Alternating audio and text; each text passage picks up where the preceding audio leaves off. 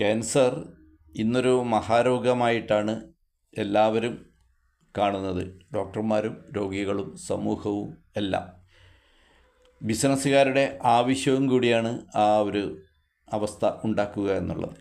പണ്ട് ഇതിനെ പാണ്ട്, കാമില, പൈത്തികം, വാതികം, കപചം, യകൃത്ത്, നമ്മുടെ പ്ലീഹാരോഗം, ഉദരരോഗം, ഉദരം എന്നിങ്ങനെയുള്ള വാക്കുകളായിരുന്നു അർബുദത്തെ പറഞ്ഞിരുന്നത്. ജലദോഷം, മഹോദരം, യകൃത്തുദരം, പ്ലീഹോദരം, അങ്ങനെ പല പേരുകളിൽ അറിയപ്പെട്ടിരുന്ന രോഗങ്ങളെ ഇന്ന് ഒറ്റ കൊട്ടയിലേക്ക് ഇട്ടിട്ട് അതിനെ മുഴുവൻ അർബുദം അഥവാ ക്യാൻസർ എന്നുള്ളൊരു പേരിൽ അറിയപ്പെടുകയും ക്യാൻസർ വന്നാൽ മാറില്ല എന്നൊരു ധാരണയുണ്ടാക്കി രോഗിയെ അനാവശ്യ ചികിത്സകൾക്ക് വിധേയമാക്കുകയും ചെയ്യുന്ന ഒരു സാമൂഹ്യ വ്യവസ്ഥയിലാണ് നമ്മൾ ജീവിക്കുന്നത്. ഉദരം ഗൗരവമുള്ള രോഗമാണ്, പക്ഷേ അതൊരു ചികിത്സയില്ലാത്ത മാറാരോഗമല്ല.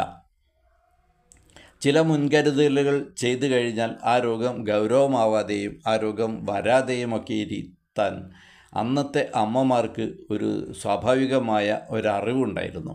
അവർ വിദ്യാഭ്യാസമില്ലാത്തവരാണെങ്കിലും തൻ്റെ കുഞ്ഞിന് ഒരു രോഗം വന്നാൽ അതെങ്ങനെ കൈകാര്യം ചെയ്യണമെന്ന ഒരറിവ് അന്ന് സാർവത്രികമായിരുന്നു. അതായത് ഭാരതീയ വൈദ്യശാസ്ത്രം എന്നത് സാർവത്രികമായ ഒരറിവാണ്. നമുക്ക് ജനിക്കുമ്പോൾ കിട്ടുന്ന ഒരറിവ് പോലെ തന്നെ ജനിതകമായിട്ട് പകർന്നു കിട്ടിയ കുറേ അറിവുകൾ ഇന്ന് വൈദ്യം ചെയ്യണമെങ്കിൽ അതിന് അതിൻ്റേതായ ഡിഗ്രി വേണം, രജിസ്ട്രേഷൻ വേണം എന്നൊരവസ്ഥയിലാണ്. ഒരമ്മ സ്വയം ചികിത്സിക്കരുത് എന്നൊരു സന്ദേശം കൂടി ഈ ഡിഗ്രി ഉള്ളവർ നൽകുന്നുണ്ട്. യന്ത്രങ്ങളാണ് നമ്മുടെ ശരീരത്തിന് ആരോഗ്യമുണ്ടോ ഇല്ലയോ എന്ന് പറയുന്നത്. നമ്മുടെ രക്തത്തിലോ അല്ലെങ്കിൽ ഏതെങ്കിലും വിസർജ്യങ്ങളിലോ എന്തെങ്കിലും ഒരു അളവിൽ മാറ്റം കണ്ടാൽ ആ അളവ് സായിപ്പ് നിശ്ചയിച്ചതാണ്, ഇന്നതാവണം അളവ് എന്നുള്ളത്. അങ്ങനെയാണെങ്കിൽ ഡോക്ടർ തീരുമാനിക്കുകയാണ് നിങ്ങൾക്ക് ഇന്ന രോഗമാണെന്ന്. അയാൾക്ക് യാതൊരു ക്ഷീണമോ അല്ലെങ്കിൽ മറ്റേതെങ്കിലും അവസ്ഥയോ അസ്വസ്ഥതയോ ഒന്നുമില്ലെങ്കിലും അയാൾക്ക് ഈ രോഗമുണ്ട് എന്ന് ഡോക്ടർ തീരുമാനിക്കുന്നു. കാരണം ജീവനില്ലാത്ത യന്ത്രങ്ങളെ ആശ്രയിച്ചാണ് ഈ ഒരു തീരുമാനം എടുക്കുന്നത്. പണ്ട് ഇതുപോലെ എന്തെങ്കിലും ഒരു തകരാർ കണ്ടാൽ എണ്ണ, നെയ്യ്, ഫാറ്റ് അടങ്ങിയ ഭക്ഷണങ്ങൾ, ഉപ്പ് ഇതെല്ലാം അങ്ങ് നിർത്തുകയായിരുന്നു അമ്മമാർ ആദ്യം ചെയ്യുന്നത്. കാരണം ഏത് രോഗാവസ്ഥയിലും ലിവറിന് വിശ്രമം കൊടുക്കണം.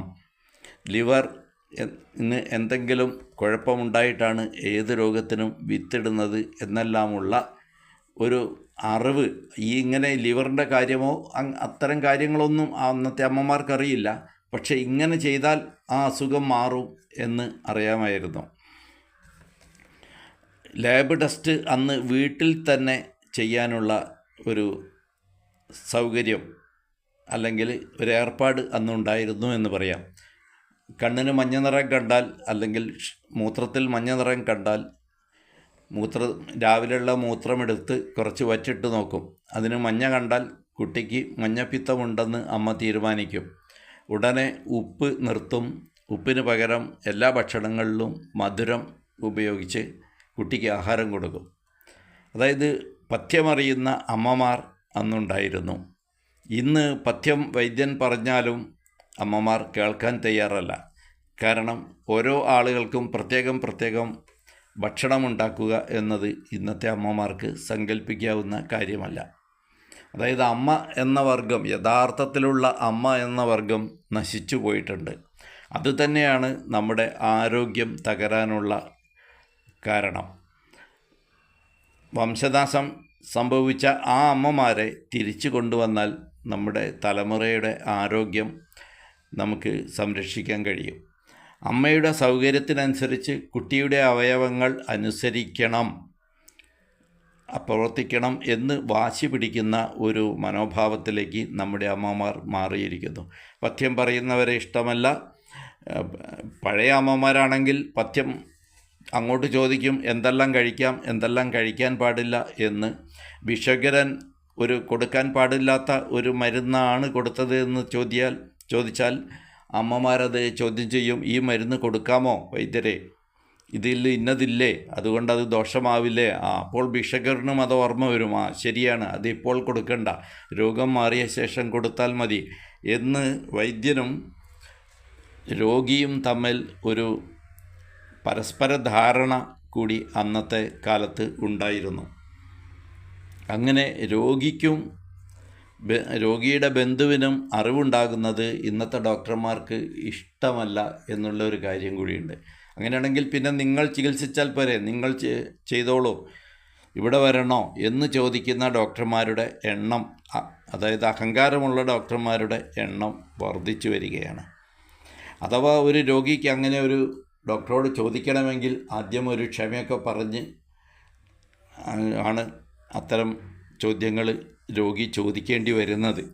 ഇതൊരു യഥാർത്ഥത്തിൽ നമ്മുടെ സമൂഹത്തിൻ്റെ ഒരു അപജയമായിട്ട് കാണേണ്ടതാണ്.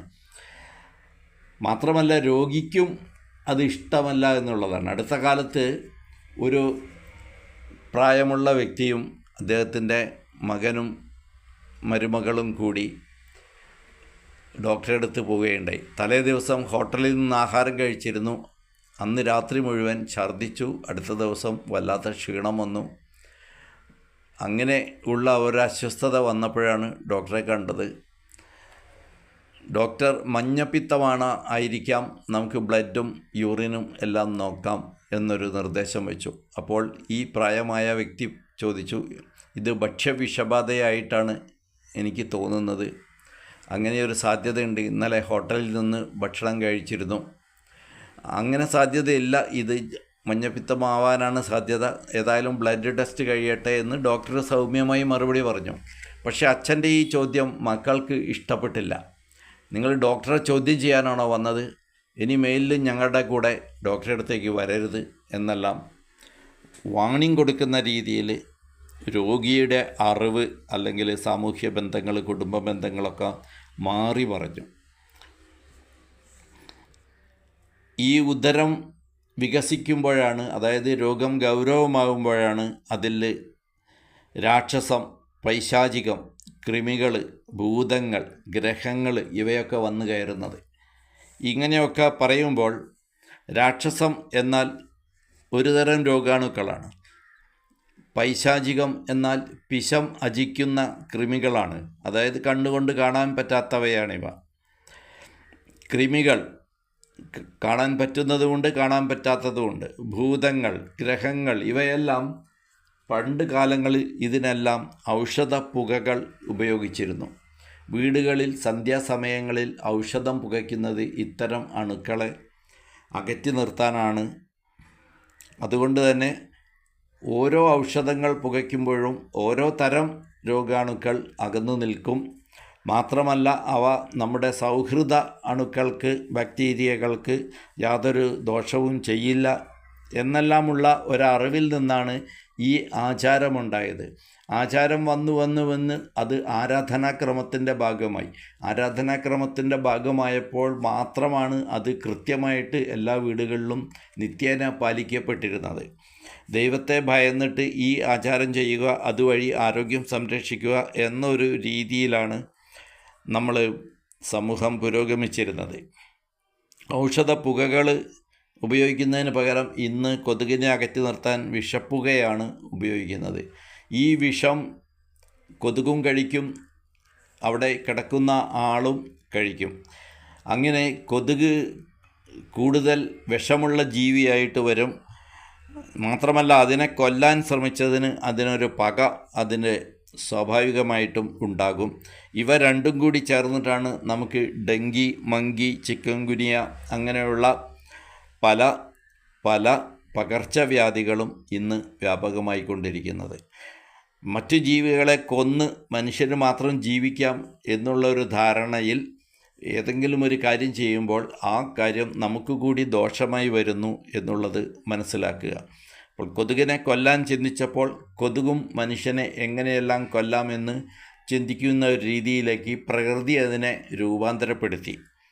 ഈ കാര്യം അറിയാതെയാണ് നമ്മൾ എല്ലാ ജീവികളെയും കൊന്ന് നമുക്ക് മാത്രം സുഖമായി ജീവിക്കാനുള്ളതാണ് ഈ ഭൂമി, അതിനുവേണ്ടിയാണ് ദൈവം മനുഷ്യനായിട്ട് നമ്മെ ഇവിടെ സൃഷ്ടിച്ചത് എന്നൊക്കെയുള്ള സിദ്ധാന്തങ്ങളും രൂപപ്പെട്ടു.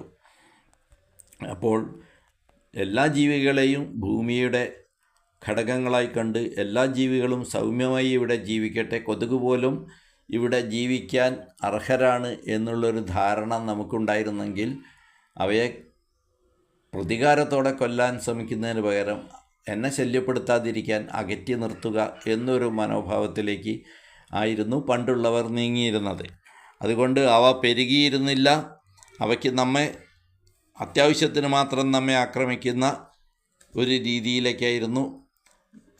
ഈ ഒരു മനോഭാവം എല്ലാ രോഗാണുക്കളോടും നമ്മൾ വെച്ചു പുലർത്തിയാൽ ആ രോഗാണുക്കളൊക്കെ നമ്മളോട് സൗഹൃദ ഭാവത്തിലാവുകയും അവ നമ്മെ ഉപദ്രവിക്കാതെ നമ്മോടൊപ്പം തന്നെ കഴിയുകയും ചെയ്യും എന്ന വിചിത്രമായ ഒരു കാര്യവും നിങ്ങളോട് സൂചിപ്പിച്ചുകൊണ്ട് ഈ 8ാം ഭാഗം ഇവിടെ അവസാനിപ്പിക്കുന്നു. വീണ്ടും കാണാം. നമസ്തേ.